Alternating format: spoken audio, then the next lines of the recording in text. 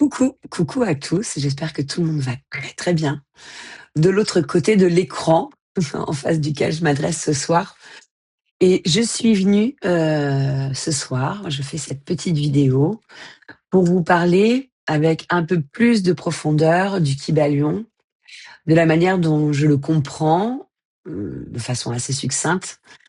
Et je vais enchaîner du coup pour vous expliquer aussi ce qu'est ce mot de vibration dont je parle régulièrement, mais que je n'ai jamais pris le temps d'expliquer.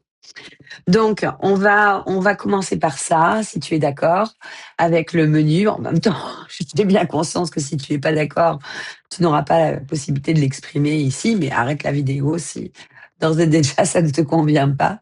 Tout est OK pour plagier un peu le mot de l'instant, du moment en tout cas.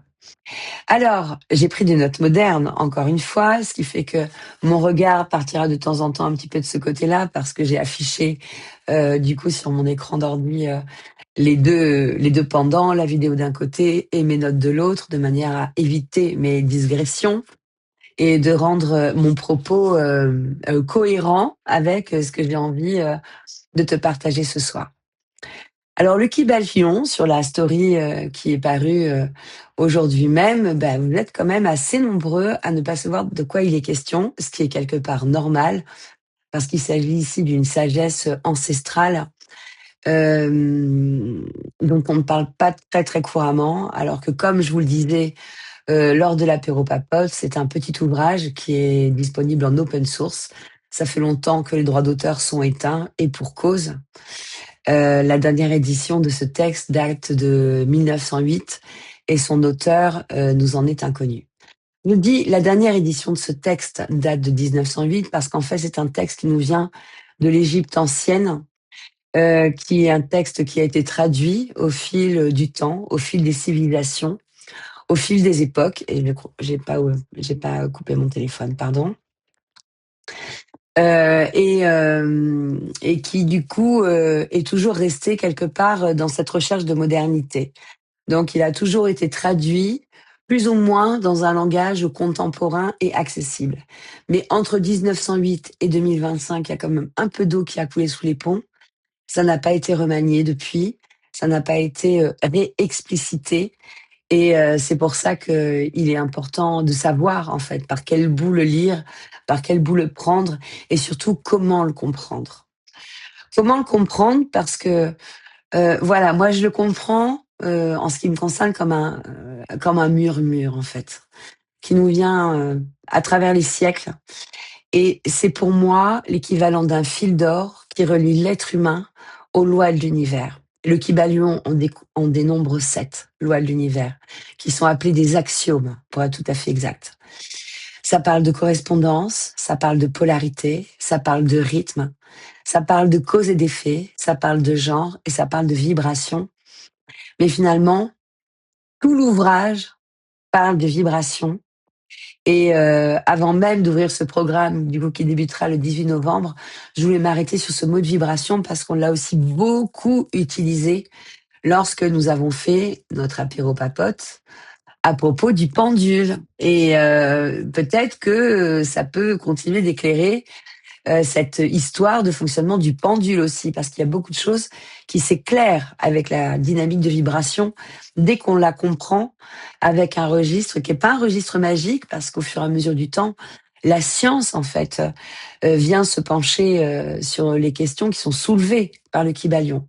Alors, à travers de l'épigénétique, à travers les neurosciences, il y a beaucoup de choses qui deviennent tout d'un coup, qui arrivent, en fait, à la frontière de la parapsychologie, telle qu'on l'a appelée jusqu'à présent, et puis concrètement d'une science, en fait, la mécanique quantique, la physique quantique, qui commence à pouvoir expliquer avec des expériences en correspondance avec les actions du Kybalion, concrètement comment l'univers agit.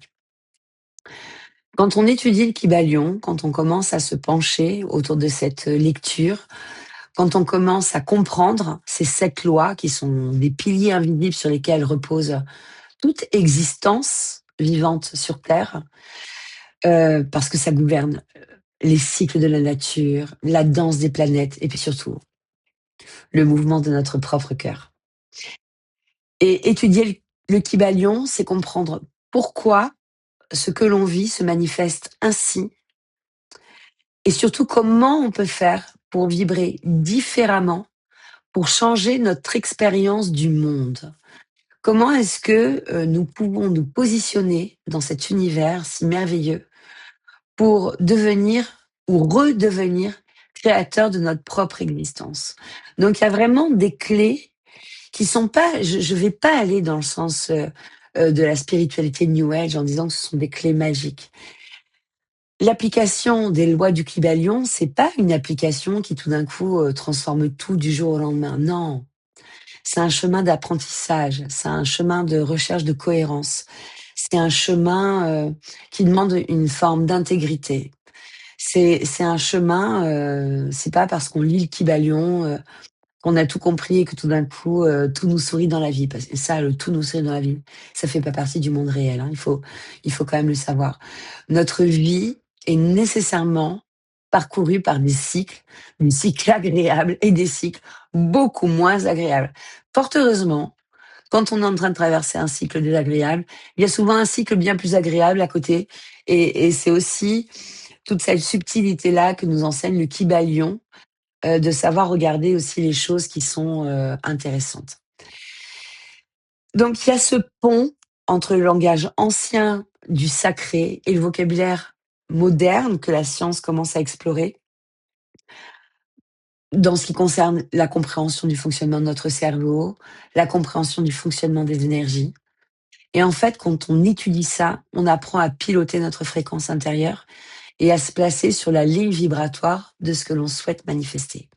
C'est pas qu'une question de volonté, mais c'est un accord intérieur entre notre mental, et donc du coup aussi nos connaissances, notre cœur et le champ universel. Donc c'est pas euh, forcément quelque chose d'inné, d'instantané qu'on va comprendre nécessairement comme ça. Pourquoi ça ne l'est pas? Ben parce que tout simplement, nous vivons tous au sein d'une société. Une société qui répond à des codes. Moi, j'ai coutume de dire qu'il y a les lois de l'univers et il y a les règles de l'homme. Et parfois, les deux, tu vois ce que je veux dire, hein, sont pas toujours dans la même cohérence. Mais on va plonger un petit peu plus loin sur ce qu'est la vibration. Alors, je mets ma petite note moderne, hein, vu que je me modernise de jour en jour et pas à pas, quoi. Quand je parle de vibration, en sous-jacent, je parle de vérité. On ne comprend pas qu'avec la tête, voire parfois qu'on ne comprend pas avec la tête, mais qu'on ressent dans tout le corps. Et je suis sûre que toi, tu as déjà fait cette expérience d'avoir comme ça le sentiment de ton cœur qui s'ouvre, soit dans une situation particulière, parfois au creux d'une rencontre amoureuse, hein, parfois face à un superbe paysage ou un moment particulièrement touchant que tu vis avec tes proches, avec tes enfants, avec tes animaux.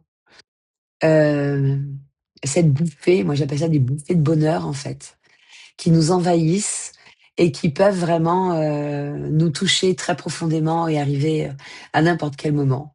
Bon, la dernière fois que ça m'a fait ça, c'est quand j'ai vu la beauté de mes potirons dans mon potager, où je me suis sentie mais dans une tellement grande gratitude par rapport à ce que me donnait ce potager.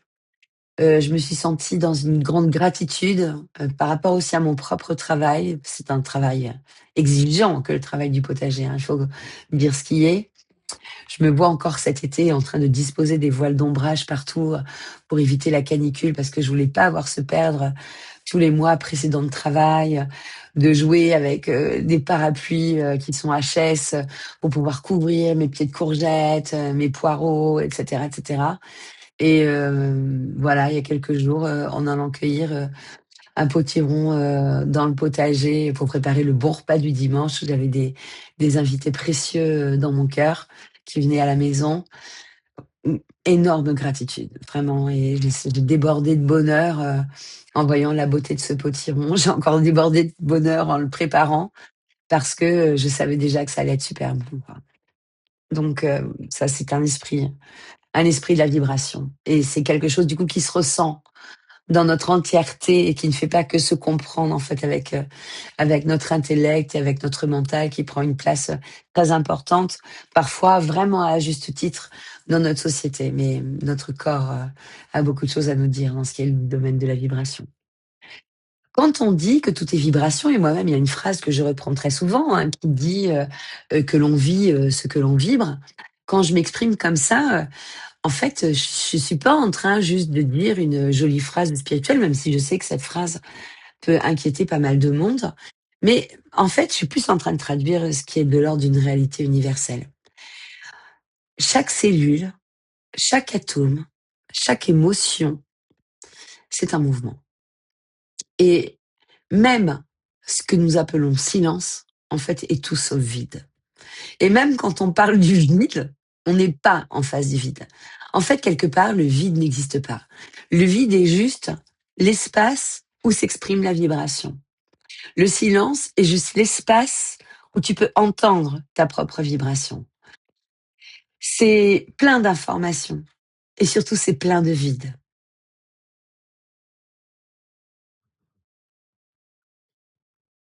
Je te laisse le goûter exprès. Je te laisse le goûter exprès et je t'encourage même, et je vais le faire en même temps que je vais continuer à dérouler mes petites notes modernes. Je t'engage même à prendre 3 profondes respirations parce que pour recevoir une information, il faut savoir faire de la place. Il n'y a rien de plus juste que de pouvoir faire de la place à la respiration. Donc je t'invite à tout de suite inspirer profondément, sentir de manière consciente cette air qui rentre, le bloquer un petit peu pourquoi pas et le laisser s'échapper par ta bouche pour t'amener à recevoir cette information qui est en partie intellectuelle, mais aussi avec l'ensemble de tes cellules. Et ça, je te le dis tout de suite, c'est un exercice que nous ferons à chaque préalable de cours en ce qui concerne le Kybalion. 3 respirations profondes, en conscience, pour se donner l'opportunité de faire du vide, de rétablir notre calme et notre connexion à nous. Très importante. Alors dans cette vidéo, je vais t'emmener à ressentir, pas à le croire, mais à le sentir, à sentir ta vibration. J'espère que j'ai relevé ce challenge efficacement. Tu sais, si tu me connais un petit peu, que j'ai quand même ce parfum du challenge. J'aime beaucoup ça quand même, le challenge. Bon, lune en bélier, bonjour quoi. Pourquoi je voudrais que tu arrives à le ressentir? Parce que c'est quand on ressent cette vibration que l'on devient créateur. C'est comme si on établissait une forme de catalogue intérieur, comme un nuancier de couleurs.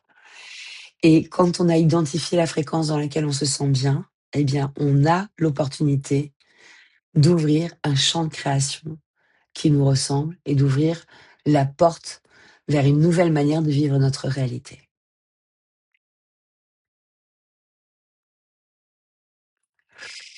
T'es prêt? Si on devait regarder la matière au microscope, on verrait que rien n'est figé. Tu te souviens peut-être de tes cours de physique, du lycée, du collège peut-être même aussi. Et on verrait en fait des milliards de particules qui bougent, qui tournent, qui se repoussent, qui s'attirent. Rien n'est figé en fait. Ce qu'on appelle la matière, comme ce bureau, comme cet ordinateur à travers lequel je te parle, comme ça, euh, ce n'est qu'un champ d'énergie condensée, en fait, contenu, maintenu. Et ça, en astrologie, c'est la fonction saturnienne. Condenser l'énergie. C'est pour ça que Saturne, qui passe parfois pour un empêcheur de tourner en rond, a une fonction hyper importante. Champ d'énergie condensé, contenu, tenu. Et ce qui est solide, en fait, pour nos yeux, n'est en réalité qu'un mouvement permanent, une danse de fréquences, rapide parfois, ou parfois lente. Ça va dépendre en face de quel type de matière nous sommes, nous sommes en train de regarder, quel type de matière nous avons en face de nous, quel type de matière nous sommes en train de toucher. Bon, c'est déjà ce que la physique quantique nous montre, hein, mais les anciens le savaient déjà, avant même d'avoir des vrais microscopes électroniques, un faisceau luminescent, je sais pas quoi, pour l'observer vraiment. Mais ça, ils le savaient. Les Égyptiens, les moines tibétains, les hermétistes, comme les trois initiés qui sont les auteurs du Kybalion, qui sont dans la philosophie hermétique, tous disent la même chose. Rien n'est au repos, tout bouge, tout vibre. Dans le Kybalion, c'est le deuxième principe universel. Et ça change tout. Parce qu'il nous rappelle que rien n'est figé, ni notre corps, ni nos émotions, ni nos situations. Mais dans cette absence de fixité, qui peut parfois nous effrayer, parce que quand on tient quelque chose de bien, ben finalement, pourquoi est-ce qu'il devrait s'en aller?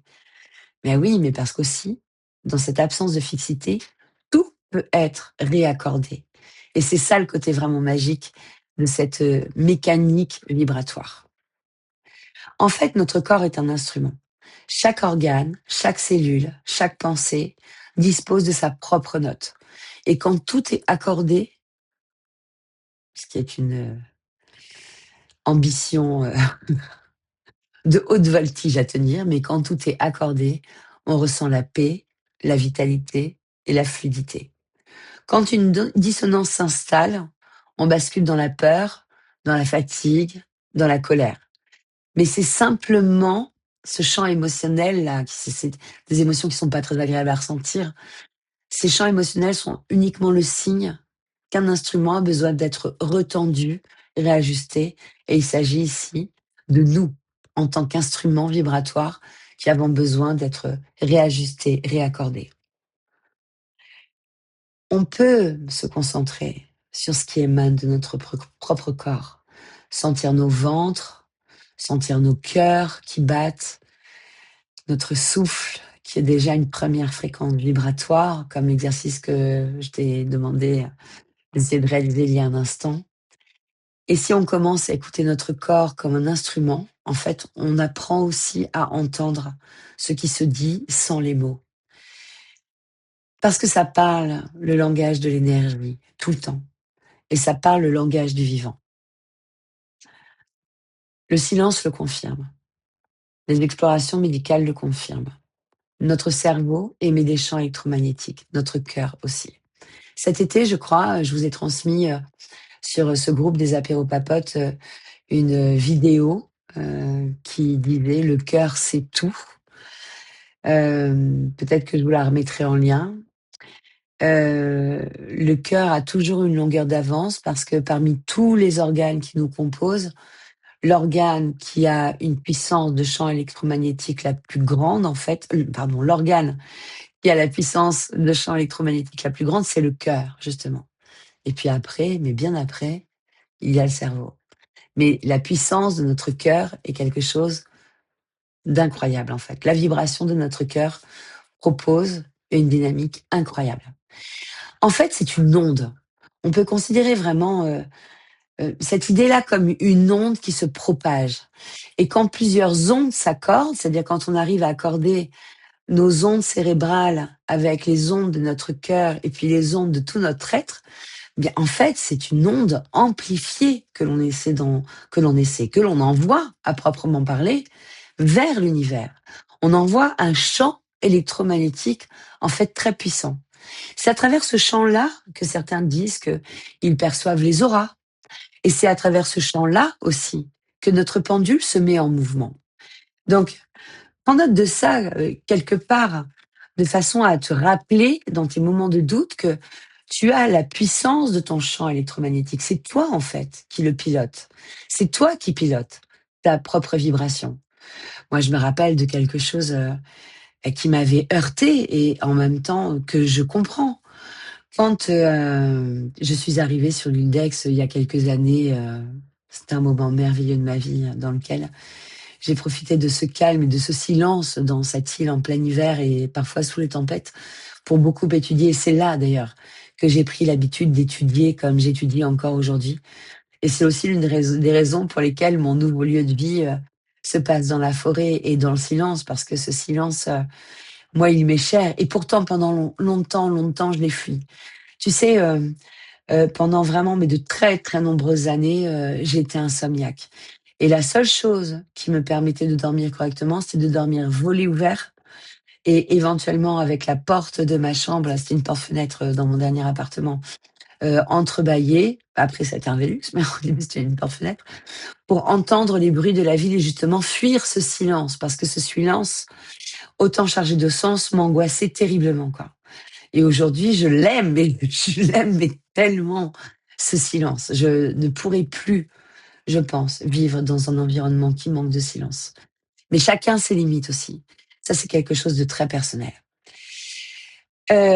Oui, donc, pardon, tu vois, en dépit de mes notes modernes, j'arrive à digresser quand même. Mais quand je suis arrivée sur l'île d'Aix, je me rappelle très bien d'une conversation que j'ai eue avec une jeune femme et je lui ai expliqué en fait ce qui m'a amené là. Elle était venue me voir un jour à l'atelier, au moment où je faisais encore mes cuirs de peau de poisson, et elle me dit mais comment t'es arrivée là? Alors elle qui vivait déjà là, hein, mais je pense qu'elle avait pas tout à fait conscience de la chance de vivre à cet endroit-là. Comment t'es arrivé là? Comment t'as fait? Et donc je lui expliquais en fait mon cheminement qui, là, sur cette tranche-là de vie, a été un cheminement super rapide. Et ça n'a pas été tout le temps le cas en fait, hein.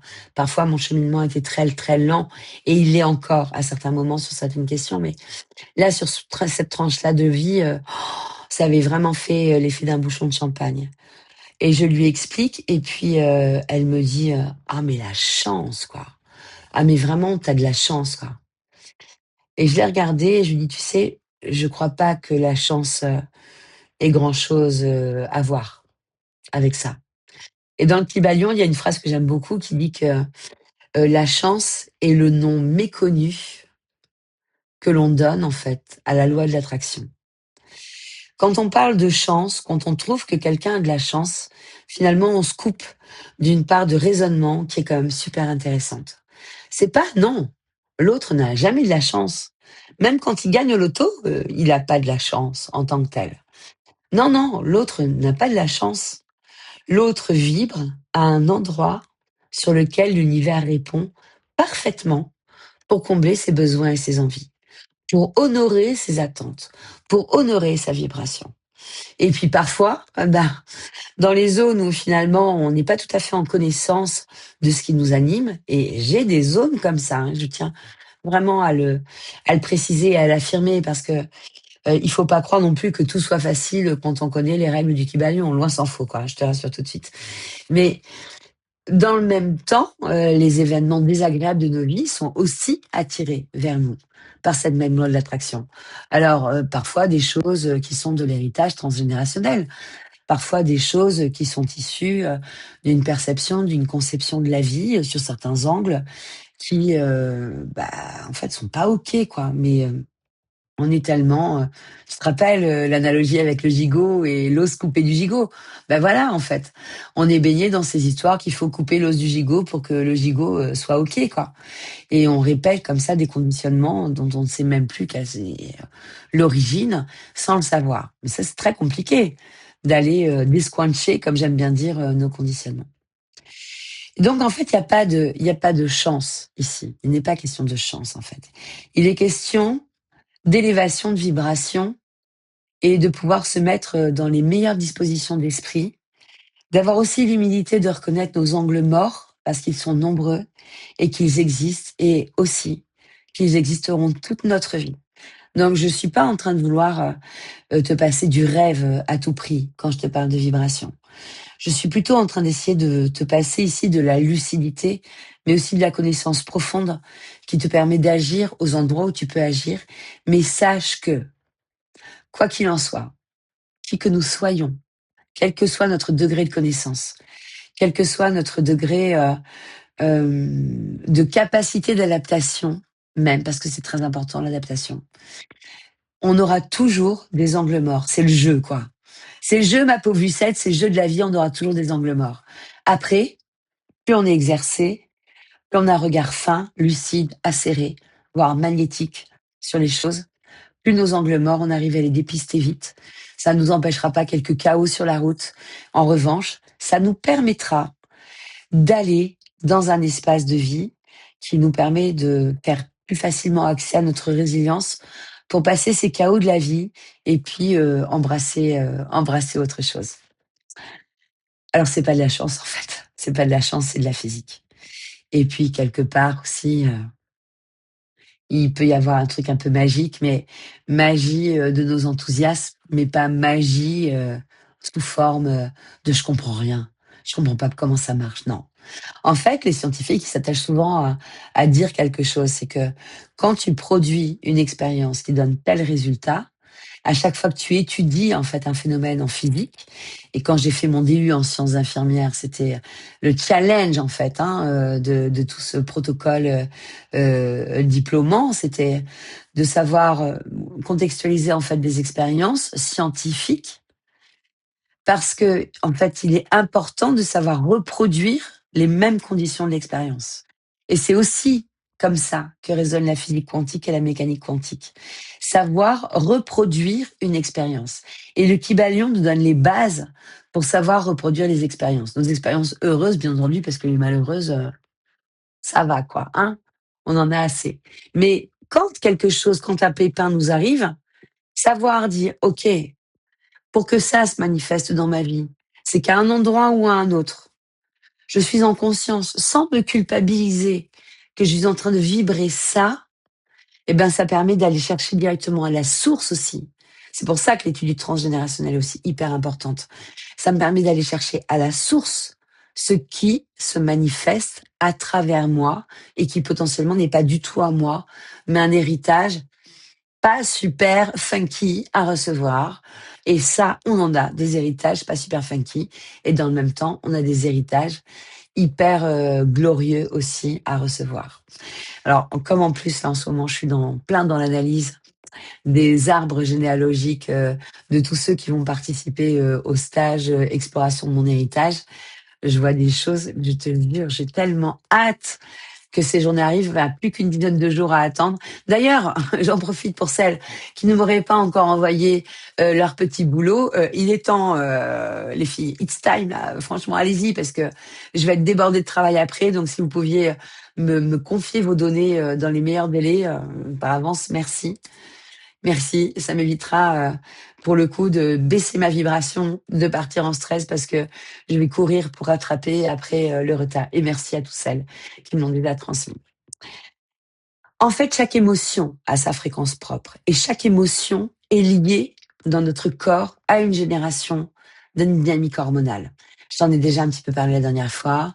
Je pense que d'ici quelques mois, pas avant 6 mois, 6, 8 mois, c'est sûr, je vais faire un programme de formation très précis pour lier les hormones aux émotions et du coup à ce que ça génère derrière pour qu'on puisse grandir aussi dans nos capacités de gestion émotionnelle parce que bien souvent, notre gestion émotionnelle, notre capacité de saine gestion émotionnelle est une clé sans pareil pour justement gérer notre capacité à nous élever vibratoirement parlant.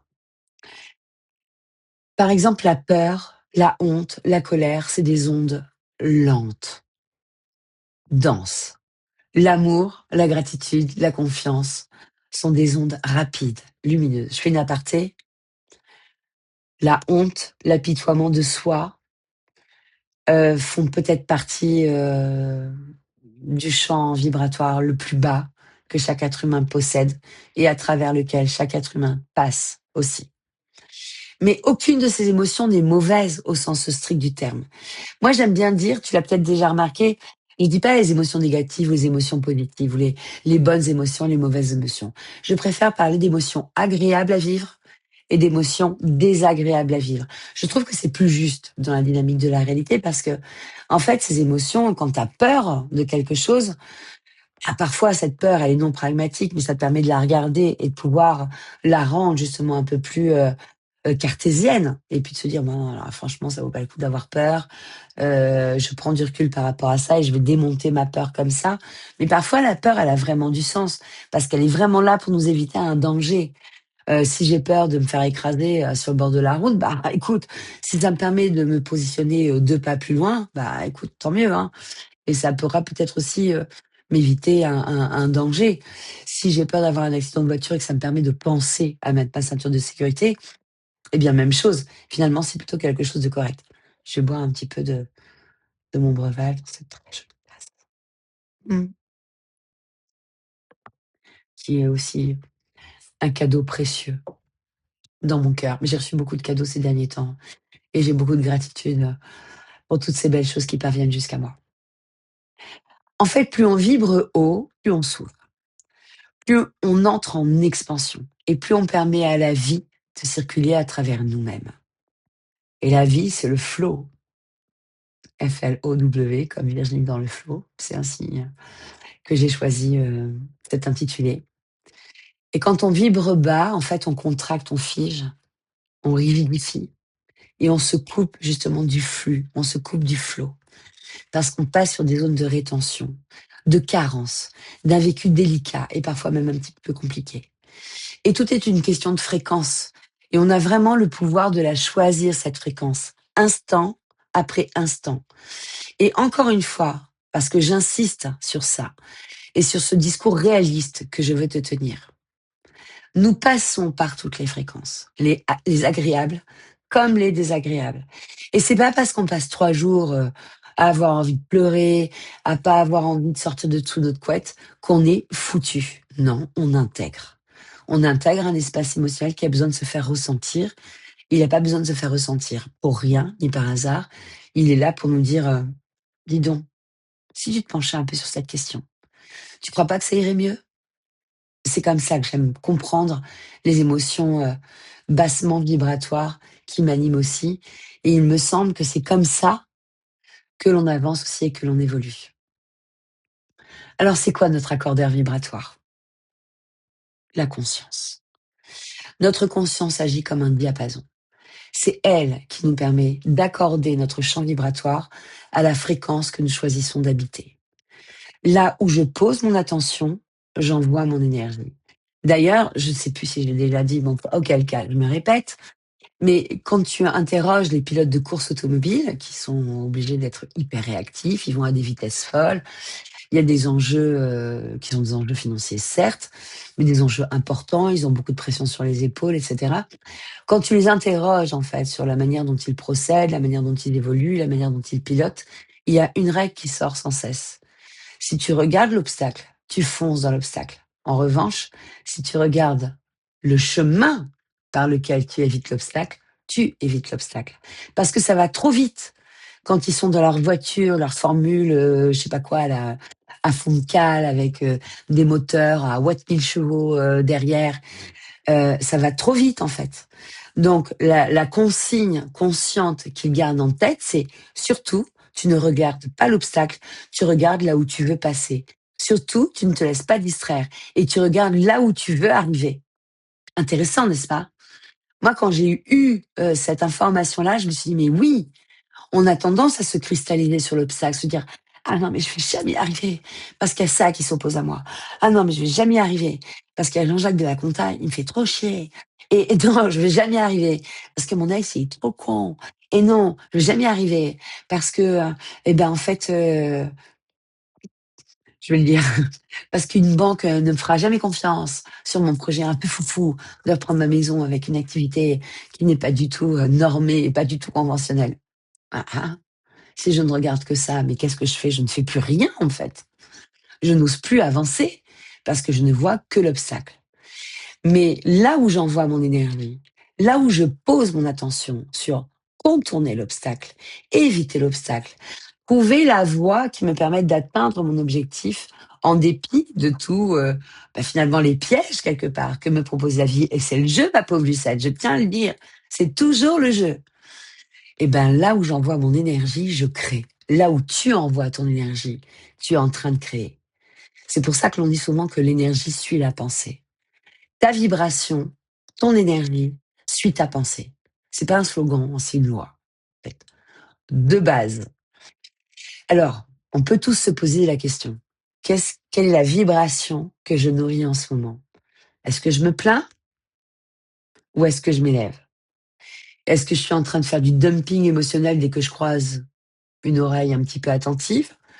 Ou est-ce que je suis en train de regarder comment certains autour de moi m'inspirent Et est-ce que je m'inspire à mon tour de leur vibration pour pouvoir créer la mienne, pour pouvoir aller dans une dynamique de moi-même qui me pousse à cette évolution saine. Tout ce que nous vibrons nous revient, sous une forme ou sous une autre, que nous soyons conscients de notre vibration ou pas. C'est une question de cohérence vibratoire. Et c'est là que commence notre pouvoir créateur. En fait, l'harmonisation, c'est vivre en fréquence consciente. Harmoniser ta vibration, c'est pas t'obliger à être joyeux tout le temps. C'est accueillir ce que tu ressens, puis choisir consciemment la note suivante. Dans le champ musical, quand on commence à écouter, par exemple, des sonates, je pense à Chopin, là, tout de suite, hein, en la mineur ou en mi mineur, à partir du moment dans un terme de musique classique, là, le mot mineur, il faut savoir que ce sont des vibrations qui vont t'emmener vers le passé, qui vont t'emmener vers des côtés un peu bluesy, un peu nostalgiques, très beau, très agréable par ailleurs, très reposant. Mais sache que tu vas vers là. Quand tu vas commencer à écouter des symphonies en la majeur, heu, en do majeur, quand tu vas avoir le mot majeur, on t'emmène dans quelque chose qui est projectif et qui est dopant énergétiquement parlant. La musique a énormément d'importance, mais vraiment énormément d'importance. Sois attentif à ce que tu écoutes, aux paroles, à la vibration fréquentielle de la musique que tu écoutes. Je crois que j'en ai déjà parlé, mais bon, voilà, je vais pas aller plus loin sur le terme de la musique parce que sinon je vais me perdre sur autre chose. Les voix aussi. Les voix ont cette capacité-là. Quel est le ton de la voix que tu écoutes? Et puis tu vas déjà l'entendre. Tu sais que il y a des gens que tu as au téléphone, en 3 minutes, ils t'ont plombé, ils t'ont vidé. Parce que tu vois, ouais, ça va, ouais, ça va, ouais. Ouais, mais c'est pas beau aujourd'hui, tu vois. Bon, bah, c'est bon, moi, un truc comme ça, j'ai déjà plus de jus, quoi. Enfin, j'ai déjà plus de jus si je me prépare pas, hein.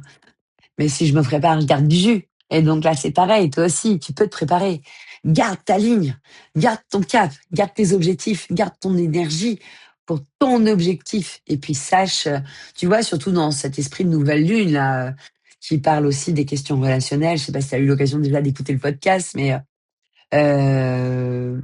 comment on gère en fait les relations qui nous plombent et où est-ce qu'on dit, comme j'ai mis dans le titre, un oui sincère et authentique et franc. Oh oui, je veux vivre ça.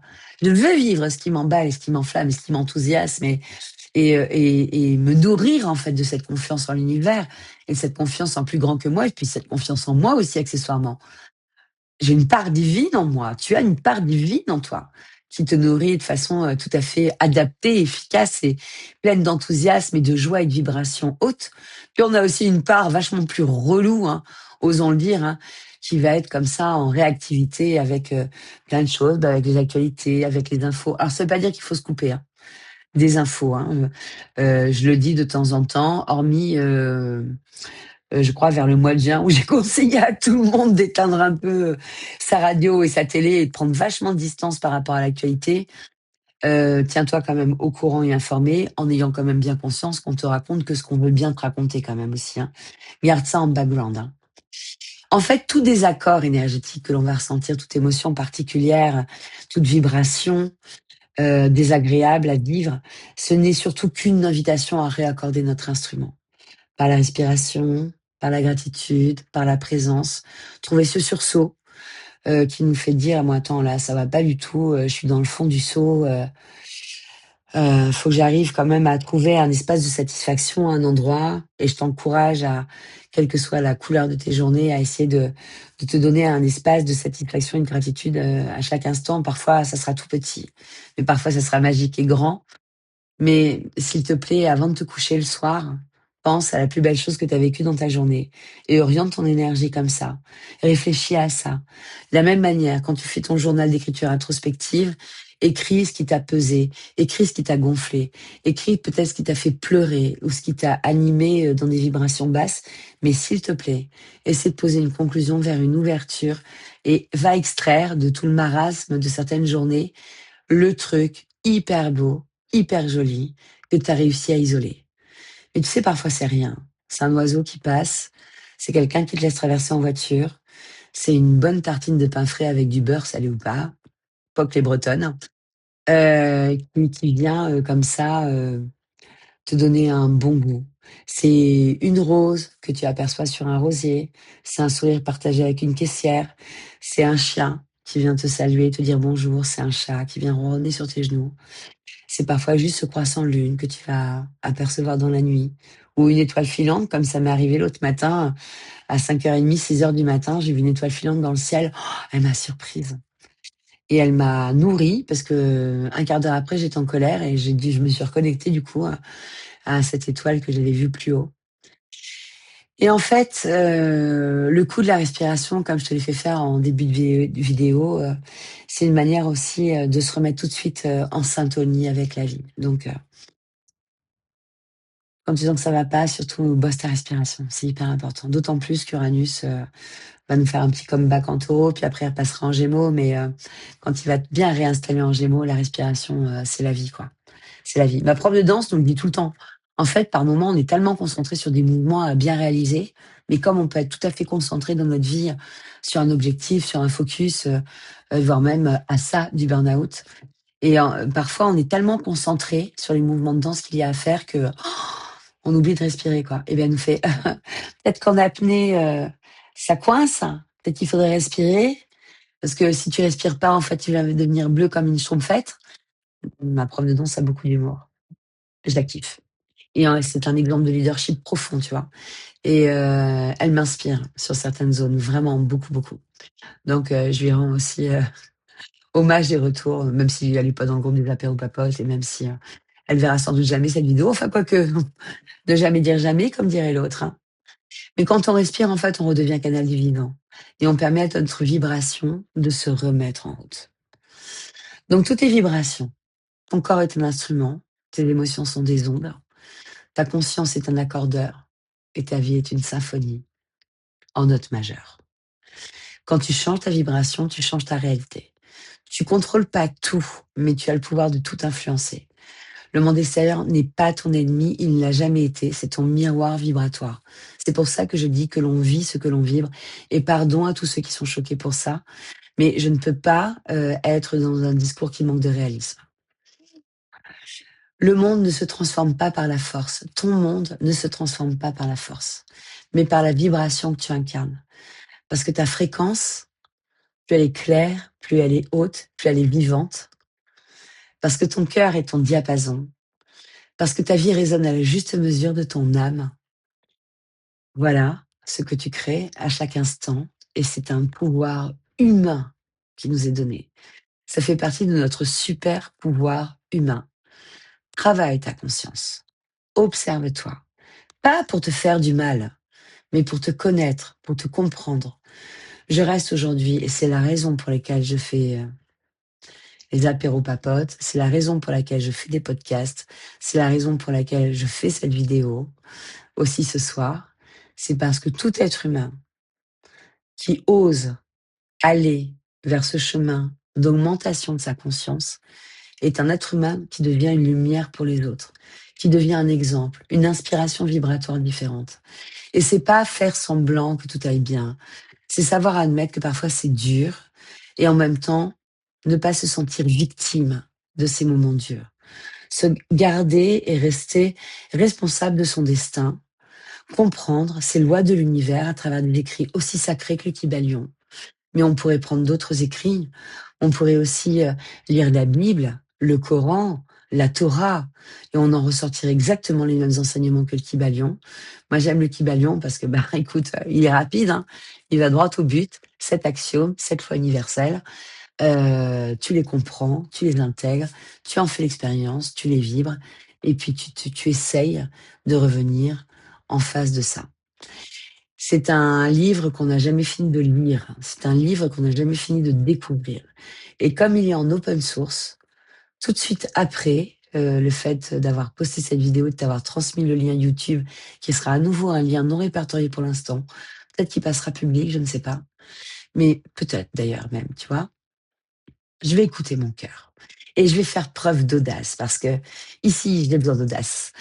Hem, Chaque pas que tu fais dans la compréhension de cet ouvrage, c'est un pas que tu fais vers la compréhension de toi. Et ça, je crois que c'est ce qu'il y a de plus précieux. La conscience de soi, la conscience du monde, la conscience de ce que l'on émet, la conscience de ce que l'on vibre par l'observation de ce que l'on reçoit. Le fameux jeu du miroir. Bon, évidemment, je ne t'ai pas tout dit, hein.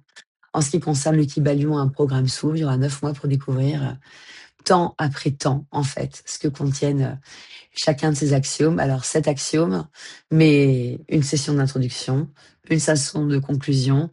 On commence le 18 novembre, on finira au mois de juillet. Je n'ai plus la date là en mémoire parce que je l'ai pas notée dans mes notes modernes. Et mais on a le temps de la voir venir quand même aussi celle-là, pour justement aller voir où sont nos outils, où sont nos attributs, comment comprendre cet écrit ancestral, et puis surtout se le cheviller au cœur et au corps et nous permettre d'en faire un outil de conscience de haut niveau. Je t'embrasse bien fort.